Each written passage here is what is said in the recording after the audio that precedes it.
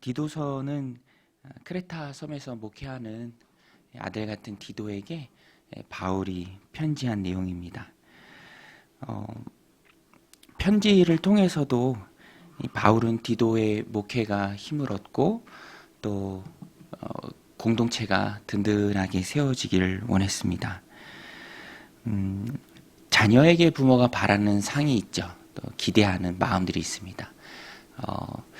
그것이 옳고 그름을 떠나서 부모의 기대가 자녀에게 있다라는 것은 오늘 우리에게 있어서도 하나님이 이 땅에 남겨둔 그 교회, 하나님이 이 땅에 세우신 거룩한 공동체 교회, 주님이 몸 되신 교회, 또 주님이 머리 되셔서 이끄시는 교회, 그 교회가 우리 아버지 되신 하나님께서 이렇게 바르게 또 온전하게 성장하기를 기대하는 그런 마음이 있다라는 것을 우리로 하여금 또 깨닫게 하고요, 또 짐작하게 합니다.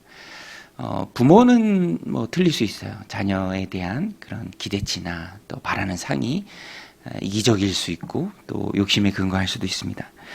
그런데 우리 하나님께서 교회에 원하는 또 이런 교회가 되기를 원하는 그런 마음은 우리가 늘 깨달아 잘 알고 있어야 합니다. 또 바울이 그것을 편지를 통해서 항상 곁길로 가지 않도록 또 어긋나지 않도록 온전하게 교회 공동체가 세워지도록 말씀을 통해서 주지시킵니다. 오늘 바울의 편지에도 교회 공동체가 바라고 또 목표하는 그런 바른 지점이 무엇인가에 대해서 잘 말하고 있습니다.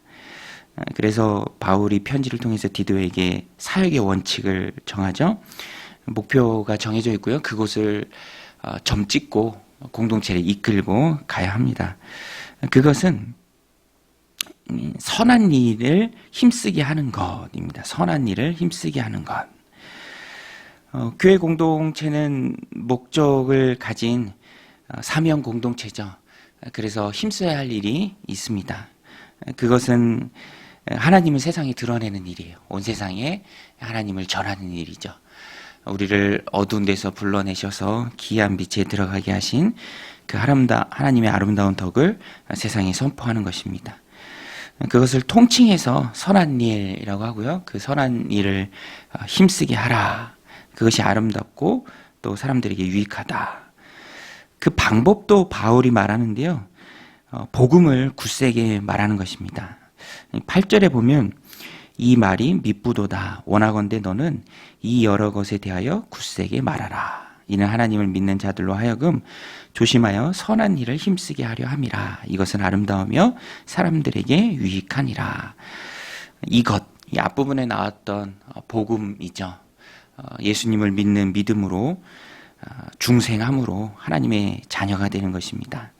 그래서 교회 안에 면면이 흘러야 되는 것은 사람의 생각이 아니라 복음입니다. 복음. 그리고 그 복음을 교회 공동체 안에서 힘세게 굳세게 말해야 합니다. 앞부분에 복음, 은혜 이것이 참 많이 나오는데요. 이것을 굳세게 목회자인 디도가 말하면서 교회 공동체가 선한 일을 힘쓰는데 나아가도록 이제 바울이 말하는 것입니다. 은혜, 또 은혜에 대한 반응, 그 헌신으로까지 하나님의 자녀된 자들이 나올 수 있도록 바울은 디도로 하여금 복음을 굳세게 말하라라고 이제 교훈합니다. 앞으로 나아가는 것이 중요하죠.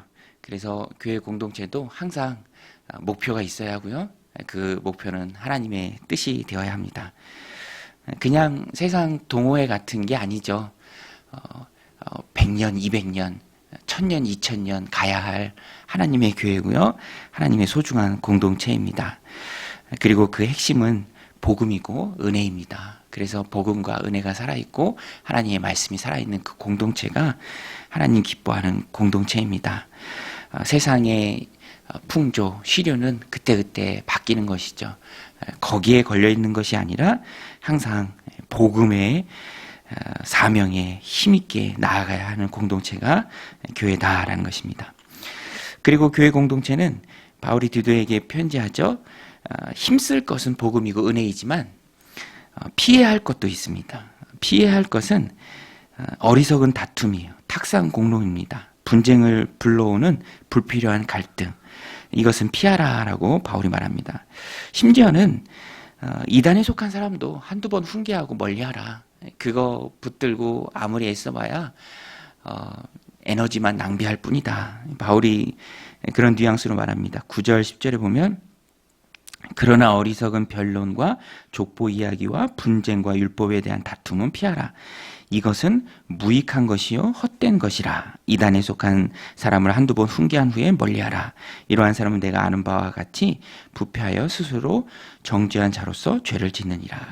교회가 교회되는 것, 교회가 힘을 얻고 목표 하나님 세상에 알리는 그 목표를 힘있게 이루기 위해서 힘써야 할 일도 있지만 동시에 불필요한 갈등은 피해야 합니다. 당시에 이 족보에 대한 어떤 불필요한 그런 논쟁들이 많이 있었던 것 같습니다. 그거 무익한 것이다. 중요한 건 아니다. 곁가지다. 왜 거기에 에너지를 쏟느냐. 바울이 말하는 것이죠. 오늘 우리도 발목 잡히는 일을 참 조심해야 합니다. 어떤 분 이제 그런 이야기를 들어요. 목사님이신데 그런 표현을 많이 씁니다. 교회 놀이. 교회 놀이. 교회가 분명한 목표를 가지고 하나님의 뜻을 이 땅 가운데 이뤄내는 것에 힘써야 되는데 그렇지 않으면 이 교회 놀이에 발목을 잡힐 때가 참 많이 있습니다. 은혜가 없는 인간적인 생각이 가득해서 자기들끼리 놀이하는 거죠. 공동체에 살아있는 생명력이 없어지고 그냥 갈등하고 근데 그런 일들이 교회를 약하게 한다라는 것입니다. 에너지는 한정적이죠. 하나님 기뻐하신 일에 그 목표에 온 에너지를 쏟아야 합니다. 발목 잡히는 일을 피해야 한다라는 것입니다.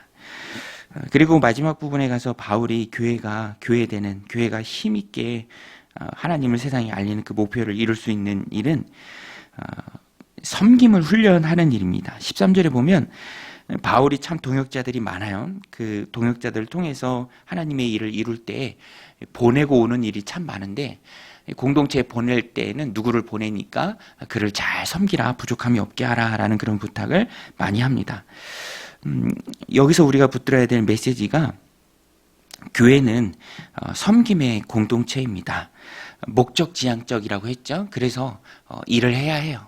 희생이 반드시 함께 해야 하는 공동체입니다. 13절에 보면 율법교사 세나와 및 아볼로를 급히 먼저 보내어 그들로 부족함이 없게 하고 또 우리 사람들도 열매 없는 자가 되지 않게 하기 위하여 필요한 것을 준비하는 좋은 일에 힘쓰기를 배우게 하라. 필요한 것을 준비하는 좋은 일에 힘쓰기를 배우게 하라. 세나와 및 아볼로를 먼저 보내는데 그들로 부족함이 없도록 너희가 섬겨라. 그래서 교회 공동체는요, 섬김의 공동체입니다. 교회를 든든하게 세워가는 기둥 중에 하나가 바로 섬김이에요. 섬김. 그 섬김이 있을 때 교회가 세워집니다. 그래서 섬김을 배워야 하고요. 또 섬김이 훈련되는 공동체가 건강하고 힘있는 공동체입니다. 그렇지 못한 경우에 들이 많이 있죠. 뭐 다 그런 건 아니지만 이민교회들 보면 그런 부분이 참 연약하다라고 해요. 세워질만 하면 또 무너지고 세워질만 하면 또 무너지고 옮기는 일도 많고 아까 말씀드린 것처럼 그런 교회 놀이라는 세상에 그런 비난과 조롱을 받을 일도 많고 그럼 왜 그런가? 문제가 뭔가? 그렇게 배웠기 때문에 그렇게 가르침 받았기 때문에 그렇게 섬김 받는 일에만 익숙하기 때문에 서비스 받는 일에만 익숙하기 때문에 그렇지 않죠. 교회는 적진에 떨어져서 하나님 나라를 싸우며 세워가는 싸움의 공동체고요. 또 든든한 이 영적 전쟁의 최전방에 서야 하는 그런 공동체입니다. 그래서 섬기고 또 세워주는 그런 일들을 배우고 또 훈련돼야 한다라는 것입니다. 오늘 말씀 디도서의 마지막 부분인데요. 선한 일에 힘써야 한다. 목양하는 성도들이 선한 일에 힘쓰도록 가르치라. 그리고 그 중심에 복음을 굳세게 말하라. 그리고 불필요한 일에 에너지를 쏟지 말아라. 그리고 섬김을 배우게 하고 또 훈련시키라. 이 목적 공동체에 꼭 필요한 기둥과 같은 일입니다. 무엇에 따라 움직이는 야가 인생에 있어서 가장 중요하죠. 교회 공동체도 똑같습니다. 교회 공동체는 무엇을 따라 움직여야 합니까? 하나님의 뜻을 따라 움직여야 합니다. 사람의 생각이 아니라 하나님의 뜻대로 움직이는 공동체가 아름다운 공동체고요. 또 오늘 우리는 그런 공동체를 만들어야 합니다. 그래서 이 땅에 하나님 남겨두신 귀한 공동체가 하나님의 일을 힘있게 감당하고 오늘 말씀의 주제처럼 선한 일을 힘쓰는, 하나님을 알리는 그 일에 힘쓰는 믿음의 백성들이 공동체를 통해서 많이 세워지는 은혜가 우리 가운데 가득하기를 주님의 이름으로 간절히 축원드립니다. 우리 같이 말씀 붙들고